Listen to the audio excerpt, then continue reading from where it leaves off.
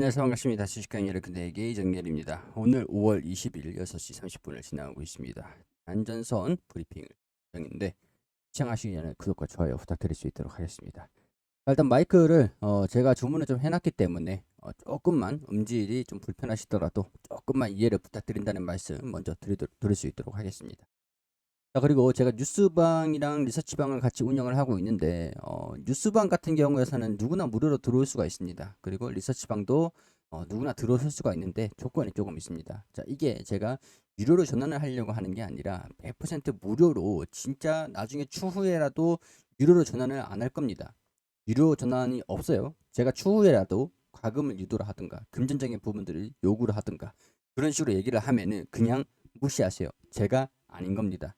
사칭일 수도 있으니까 그런 부분들을 우리가 참고하시고, 저는 이제 뭐랄까 이제 금전적인 부분들을 요구하는 일은 절대 없을 겁니다. 그렇기 때문에 안심하시고 아래 더보기란에 보시면은 확인 가능하니까 확인해 보시면서 많은 관심 부탁드린다는 말씀 드릴 수 있도록 할게요. 자, 일단 대한전서 브리핑을 해드릴 수 있도록 하면, 자, 오늘 약간 약보합 흐름들을 보였습니다. 뭐 크게 뭐 문제가 있거나 뭐 그런 것들은 아니에요. 근데 수급적인 측면들을 보니까 외국인들의 순매도 이게 좀 거슬립니다. 이게 거슬려요. 근데 원래 이전에도 매도하는 모습들을 좀 보여준 적이 있었지만 거래대금도 이건 LS네요. 대한전선 거래대금도 조금은 줄어들었고 공매도 누적되는 양들은 좀 증가됐고, 살짝 좀 위태위태한 상황들이긴 한데 오늘 약간 특징적인 소식들이 좀 있어졌어요. 특징적인 소식들이 어떤 거냐? LS입니다. LS전선, 대한전선에 좀 관심 있으신 분들이라면 LS에 대한 부분들도 아실 겁니다. LS 같은 경우에는 참고로 지금 PER이 7배 수준이에요. 7배.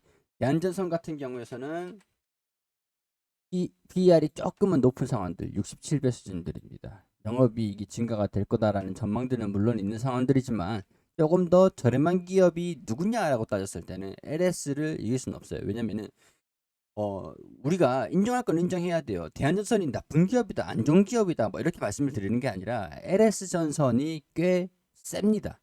세요. LS전선이 진짜 대단한 기업이거든요. 수주가 거의 LS전선에 수주를 넣을 수가 없어요. 지금 꽉 차 있어가지고 일정이 향후 몇 년간 꽉 차 있습니다.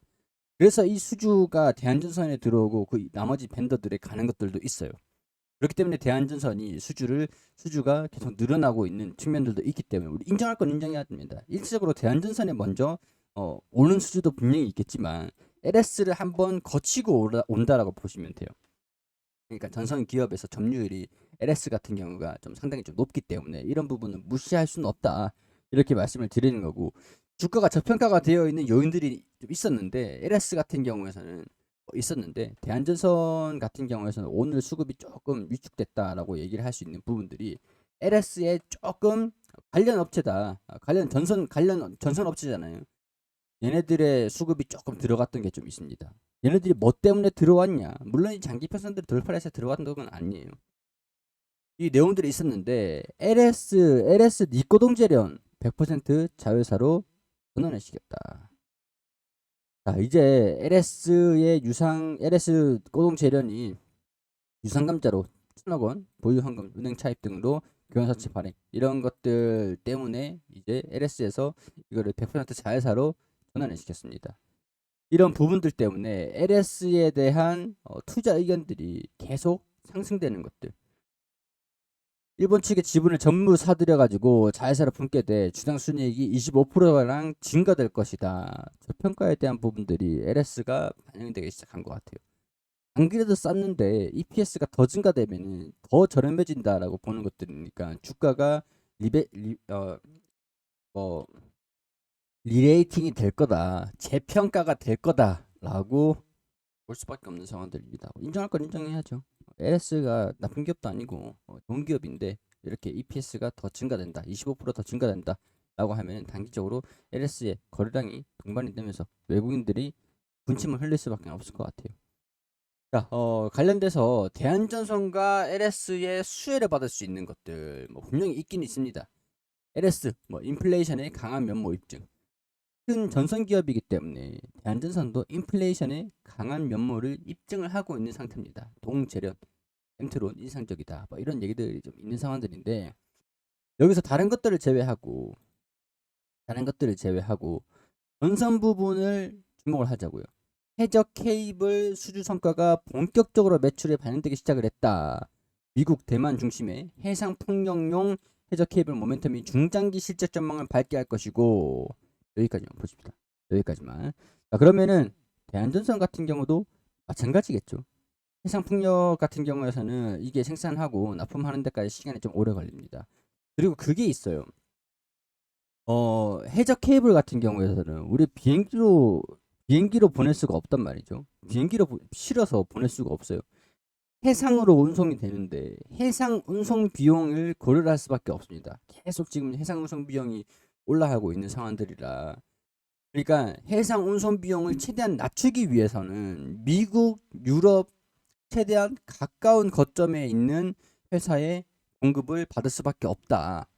아시아에서 유럽까지 운임을 보낸다라고 하면 운송을 보낸다라고 하면 굉장히 멀잖아요.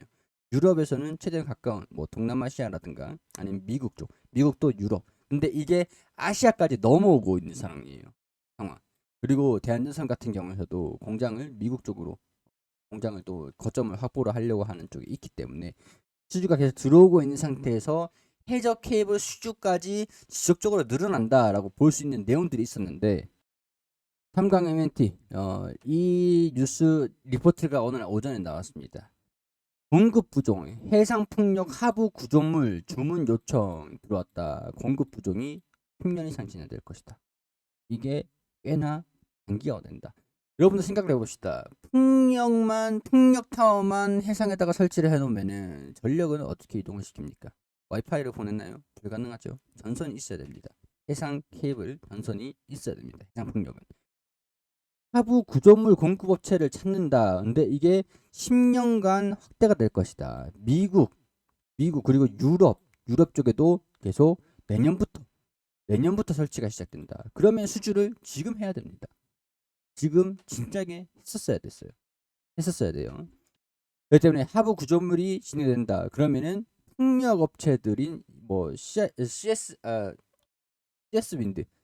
윈드 같은 경우에서도 수주가 들어올 거다고 보는 거고 CS 윈드 풍력 타워에 수주가 들어온다라고 하면은 이거를 변전소라든가 아니면은 뭐 전선을 이제 가공을 해서 유통을 시키는 그런 이제 전선들이 필요하잖아요. 그렇기 때문에 이런 부분에서는 해상 케이블에 대한 부분들이 수주가 계속 집중이 될 것이다. 10년 이상 공급난이 지속이 될 것이고 아시아 해상풍력 시장 개화에 미국도 본격적으로 설치게 된다. 유럽도 러시아 에너지 의존 탈피를 위해서 해상풍력 확대를 확정을 했다. 러시아 탈에너지에 대한 수혜를 대한전선도 받는다. 물론 LS도 받는다.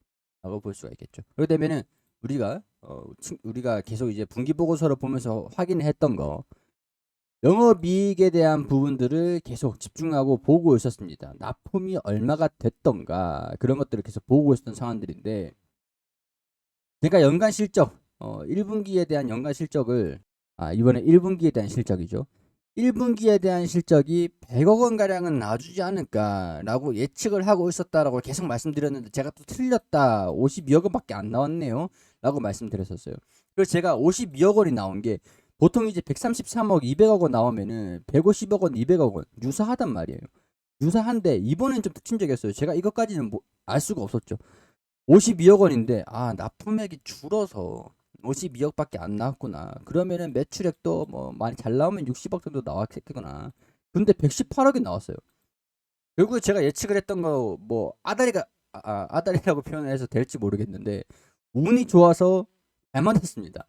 운이 좋아서 맞췄다고 결국에는 맞췄다라고 볼 수 있을 것 같아요.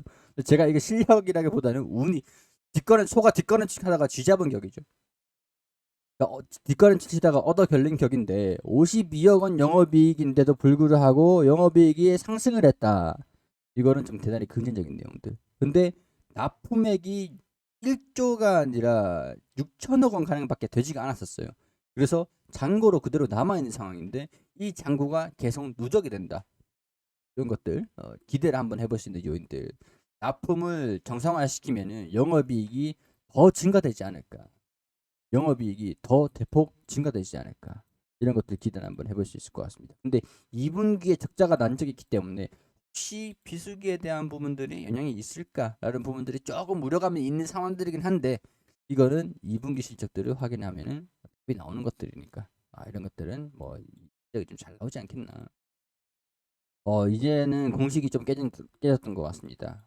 좀 매출액이 납품액에 좀 유사하게 나오는데 연결이 변화가 됐어요. 좀 더 연결 실적이 좀 잘 나오기 시작했다. 마진이 좀 잘 남기 시작을 했다. 이렇게 보면은 2분기에 대한 기대감들 뭐 100억 원, 100억 원, 100억 원 해도 400억 원이에요. 그렇게 되면 일단 작년 대비해서 400억. 뭐 진짜 보수적으로 잡아도 100억 원, 100억 원, 100억 원, 100억 이렇게 잡는다라고 해도 400억인데 전년 동기 대비해서 전년 대비해 가지고 400억이라고 하면은 영업이익이 증가되는 측면들도 있을 겁니다. 그때 이런 부분들도 한번 성장하는 모습들을 이어진다. 근데 문제는 그런 것 같아요. 주가가 어디까지 반영을 할 것이냐. 고평가가 이루어진다라고 하면은 실적에 대한 부분들 반영이 다 이루어졌다라고 하면은 사실은 매물들이 나와줄 수 있을 것 같은데 아직까지 그 정도까지는 아니거든요. 하여튼 뭐 어찌됐든 간에 주가가 더 상승을 하면 상승을 할수록 고평가에 대한 부분들도 가능성들이 좀 열어두고 실적이 뭐 어디까지 상승세를 이어갈 것이냐. 일단 풍력에 대한 부분들은 확실히 긍정적으로 반영이 좀 되지 않을까 그런 생각들이 좀 들기 때문에 이런 부분들도 집중을 해보자. 물론 원전도 마찬가지예요. SMR 제가 계속 말씀드리고 있는데 두산 에너빌리티를 브리핑 드리면서 원전도 똑같습니다. 원전에서 뭐 소형 모듈에서 원전 SMR에서 전력을 생산하면 뭐 합니까? 이거를 이동을 시켜야 돼요. 그리고 일본, 유럽에서 태양광도 확대를 시킨다라는 얘기가 있었는데 태양광도 마찬가지죠. 태양광도 전력을 옮길 수 있는 전선이 필요하잖아요. 근데 일본 같은 경우에는 참고로 옥상에다가 태양광 패널 설치하는 것들을 의무화를 시키는 것들이 통과가 됐습니다. 의무화를 시켜요. 유럽도 태양광 풍력 이런 태양광 쪽에도 투자를 확대를 시킨다라고 얘기를 하다 보니까 대형 태양광 발전소 같은 경우에서는 이제 전선을 한전이랑 연결을 시켜야 돼요. 뭐 이런 것들에서 전선 수요도 계속 견고히 유지될 것이다. 그런 부분들 기대를 해볼 수 있을 것 같다라고 정리를 해드릴 수 있을 것 같습니다. 이런 부분들 참고로 하시고요. 구독과 좋아요 부탁드릴 수 있도록 하면서 뉴스방 그리고 리서치방 이렇게 많은 관심 부탁드리도록 하고 댓글이랑 더보기란 한 번씩 체크 부탁드리도록 하겠습니다.